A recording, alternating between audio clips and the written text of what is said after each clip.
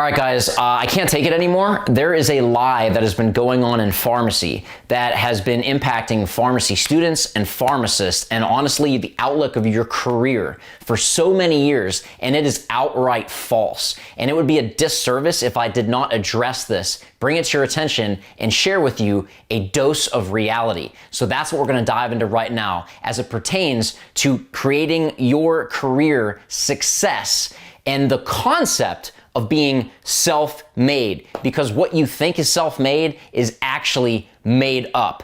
Let's dive in. I see my victory so clear. I see my victory so clear. And today, we break through. And today, we break through. And today, we break through. And today.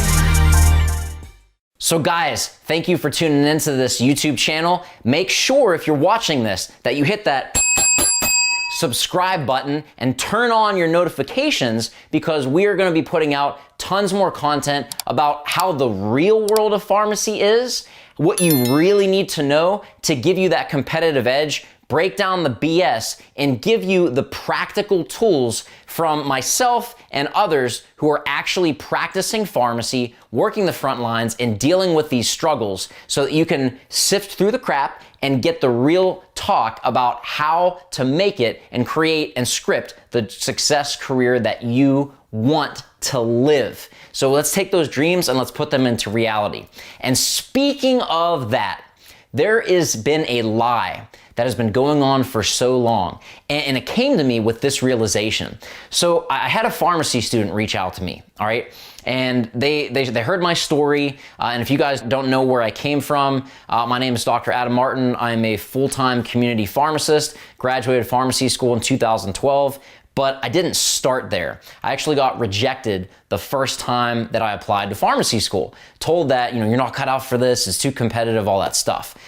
Ended up getting in, last person to get in my class, graduated in 2012, then took all this energy and spazzness that y'all actually like. Y'all crazy, by the way, but thank you. I love y'all all. I took that and I said, what can I do with this energy and this passion for pharmacy and for helping people to break through their barriers? So without any experience or any connections, I went and became the first ever PharmD professional speaker in NSA, the National Speakers Association, in the history. So people like Les Brown, those are the professional speakers. So that was quite a journey, and there's a video about how I did that linked in the description below. If you're interested in what I did to become a professional speaker while working full-time in the community setting, you can link that down below and take a peek if you want to see that story in depth.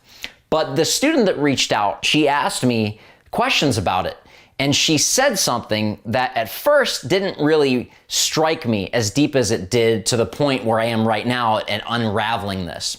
But she said, wow, you must be so gifted because you did this all by yourself. You got into pharmacy school and then you went and became a professional speaker and you did it like just you. Like, that's so amazing. I wish I was able to do something like that. But I have too many fill in the blank. And at first, I just responded like, yo, that was not all me. I had tons of help. I would not be sitting in front of this camera and with this mic on right now talking to y'all if it wasn't for the amazing and big-hearted and just loving people that served as my mentors, as my coaches, as my friends, as my source of inspiration and encouragement throughout that whole journey. I did not get here alone. And I started to think about that interaction. And then I started to have a realization and I started to connect the dots, because as a professional speaker, I travel the world literally speaking at pharmacy schools, pharmacist associations, state organizations, and I meet some amazing, absolutely amazing pharmacy professionals who, quite honestly, are way more qualified than I am.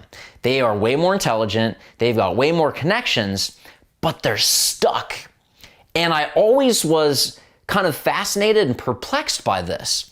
And I started to piece together some of the interactions I had, because if you guys have ever attended one of my live talks, you know that, well, I like to talk and I like to answer questions and I love to engage with the people that are there. And by the way, if you have ever heard me talk live, please comment down below. Or if you're listening to this podcast, send me a DM on Instagram at The Fit Pharmacist, because I want to make sure that I stay connected with you, and thank you for all your support. But anyways, I digress. I started to realize that I'd meet all these amazing people, way more qualified than me.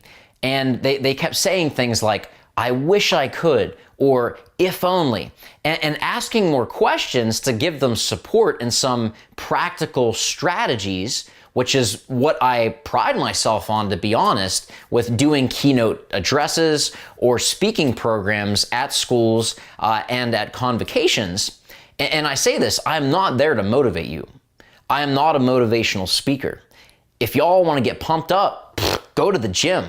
I'm here to give you real practical strategies from a pharmacist that actually practices, that's me, in how to turn the adversity and flip that into innovation so that you can lead through your own actions to create solutions to problems that are existing in your niche for the people you're looking to serve. That's what I do as a speaker. That's my passion. And seeing that light, where you can find that light inside yourself, get that spark, get that idea, and create an initial step of action that sparks that momentum to get you on your way in scripting that solution before I leave that auditorium, podium, or wherever I'm speaking. That's my mission. And unless I do that, I failed. So I come into it with that intent every single time. So hearing these people talk, I started to realize that they had these limiting beliefs. If only I could, or if only I knew, or if only I didn't have, and so on. And I started to ask them questions like, well, what do you mean? What are your goals? And they started to say and kind of list off these people like famous celebrities, famous musicians, pharmacists that are just crushing their career and super well known, influential. And they say like, I could never do what they did. And I'm like, well, what do you mean? And they said, well, they're so driven and they're so focused and they have it. And I'm like, well, what exactly do you mean? Like, tell me about that. And they started to say like, I could never do that all by myself. I would need help. And I feel like that would be weak, or I would be intimidated asking, or I wouldn't be able to do that by myself. And it clicked, because everyone is like allured by this illusion, by this fantasy story of being self-made, rags to riches, but from being a zero to a hero, a nobody to a somebody, that sort of thing. And while those stories are true, I think there's a fallacy that people take too far. Instead of being inspirational, their perception of that story actually causes them to stop their own progress, because they start to underwhelm or underplay their own talents, abilities, and drive, and overplay what actually happened in that success story, because they perceive and believe that that person, whether it was a successful achievement, endeavor, or career, did that all by themselves. Now, while that person did do the work, made the sacrifices, took extreme ownership, grew their responsibility, took major steps in self-awareness, which is an essential if you have any hopes of getting anywhere far in life, by the way, they did all that work. So don't hear what I'm not saying. I'm not saying play the blame game and have someone else do the work and all that stuff. What I'm saying is that this illusion of being self-made is a lie. It's actually made up. Being self-made, that real story, is based on the concept of a transformation, of going from being broke to wealthy, of going from being ostracized to influential. That transformation is part of the story and real, but,